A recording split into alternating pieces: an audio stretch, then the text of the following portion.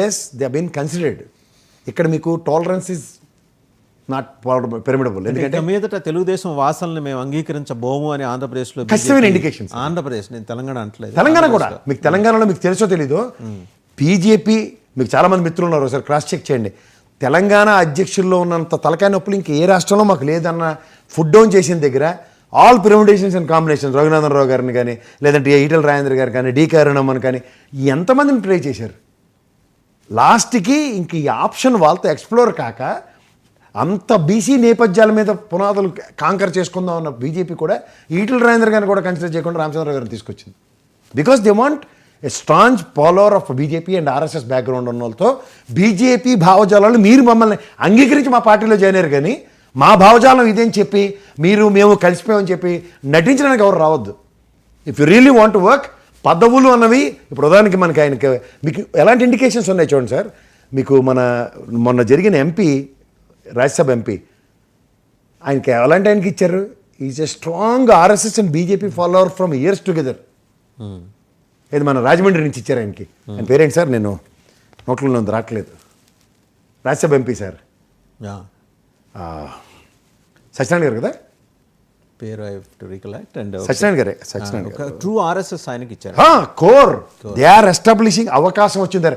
ఈసారి మీరు అబ్జర్వ్ చేశారు లేదో, వాళ్ళ దగ్గర నుంచి ఆ శ్రీనివాసవర్మ గారు ఎప్పటి నుంచి ఉన్నాడు సార్, ఆయన భీమవరం నుంచి గెలిచిన ఆయనకి ఇచ్చుకున్నారు.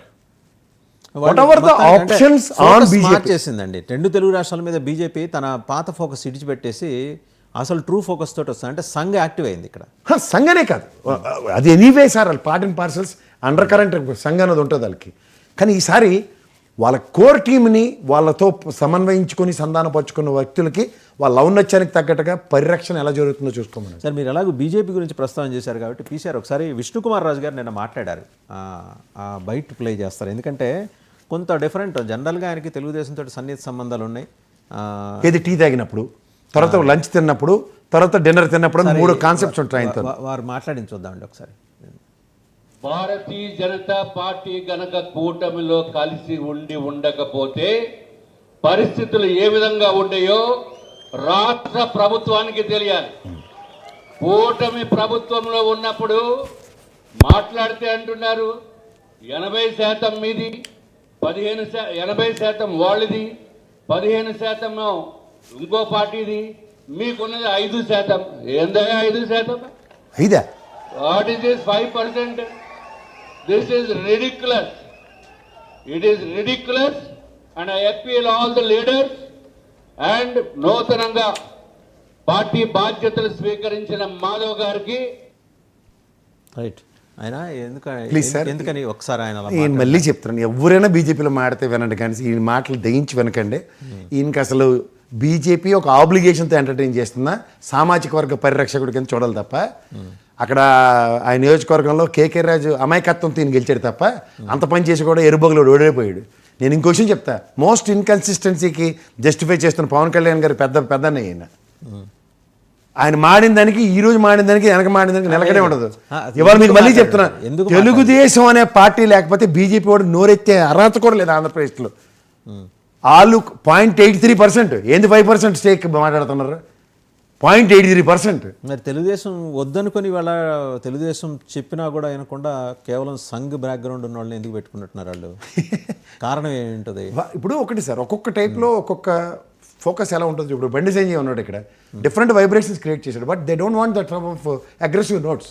ఇప్పుడు మాకు Adimularao happen for a longer time. ఇప్పుడు మేము ఆర్ఎస్ఎస్లో చిన్న పిల్లడిగా తిరుగుతున్నప్పుడు మాకు చలపతిరావు గారు ఒక పెద్ద జైగెంట్ పర్సనాలిటీ మాకు. అలాంటి వ్యక్తి యొక్క అబ్బాయి అతను, నా క్లాస్మేట్ అతను ఐసీడబ్ల్యూలో.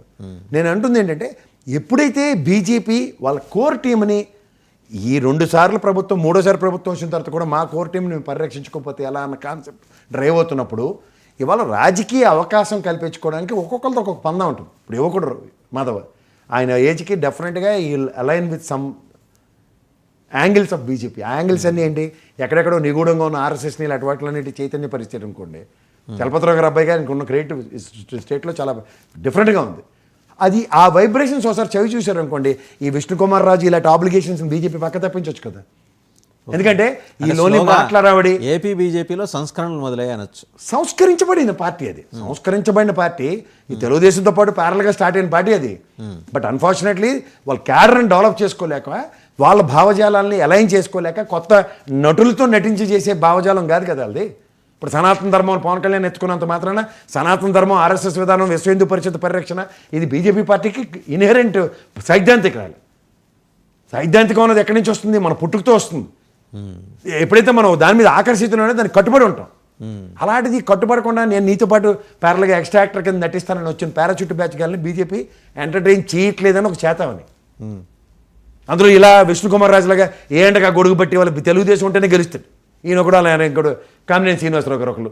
ఈ లేకపోతే స్వతంత్ర ప్రతిపత్తి లేని పరాణజీవులు ఇవి. సో ఈసారి అయితే బీజేపీ రీఓరియంటేషన్ అయితే అవుతుంది. రీఓరియంటేషన్ అని కాదు sir, they need to prove that national లెవెల్లో ఇంత ఎస్టాబ్లిష్ అయిన దగ్గర మేము ఇండిపెండెంట్గా గెలవలేమా, కనీసం ఒక సీటు గెలిచినా just like West Bengal formula adopt చేయడానికి చూస్తున్నారు. ఒక ఆల్టర్నేటివ్ని ఒక పార్టీ పరంగా ఎస్టాబ్లిష్ చేసి డబుల్ ఇంజిన్ సర్కార్ని జస్టిఫై చేస్తున్నప్పుడు డబుల్ ఇంజిన్ సర్కార్ని కూటమి ప్రభుత్వాల త్రూగా చేయలేకపోతారని ఎస్టాబ్లిష్ అవుతుంది. పేరుకి మాత్రమే వీళ్ళు నటించడానికి డబుల్ ఇంజిన్ సర్కార్ ప్రపంచాన్ని తీసుకెళ్తారని చెప్తూ ఉంటుంది దగ్గర, వీళ్ళు తీసుకెళ్లి బంగాళాఖాతంలో కలపడానికే ఉపయోగపడుతున్నాయి తప్ప రాష్ట్ర ప్రయోజనాలు ఎక్కడ పరిరక్షించబడట్లే. సో కేవలం ఊకదంపుడు ఓపెన్ చేస్తారు, నేషనల్ లెవెల్ వేస్తారు, దాన్ని క్లెయిమ్ చేసుకుని ఏదో రాష్ట్రానికి ఇచ్చినట్టు చెప్తూ ఉంటారు. ఎవరి కోసం కనెక్ట్ చేయరు? ఆ మహానుభావుడు వాజ్పేయి గారి దగ్గర నుంచి గోల్డెన్ ట్రయాంగిల్ కాన్సెప్ట్ డెవలప్ అయింది. నాకు తెలిసి every year single track road will become double track will become 4 track will become 6 and 8. ఇప్పుడు 8 ట్రాక్ రోడ్లో ఉన్న ఇప్పుడు జనాభా పరిస్థితికి మేమే చేసామంటే ఏం చెప్పాలి? ఎవరి 20 years సంస్కరణలో మా దరిద్రంగా అదృష్టంగా మీరు వస్తున్నారు. ఏంట్రా రోడ్లు అంటే ఎవరికోసం చేయరు, అది కూడా పీపీఏ పద్ధతి. Public and private investments toll ట్యాక్స్లు కట్టి తోలు తీసేస్తున్నారు మాకు. ఇక మేము బీజేపీ గవర్నమెంట్ రోడ్లు వేసామని క్లెయిమ్ చేసుకుంటే ఎరుమలోకలు కాబట్టి ప్రజలు వింటున్నారు ఏనండి. రైట్, థ్యాంక్ యూ ప్రసాద్ గారు, thank you very much. So చూసాం కదా, మొత్తానికి ఏంటంటే ఒక నెరేటివ్ తోటి తెలుగుదేశం ఈరోజు జనంలోకి వెళ్ళటం మొదలైంది.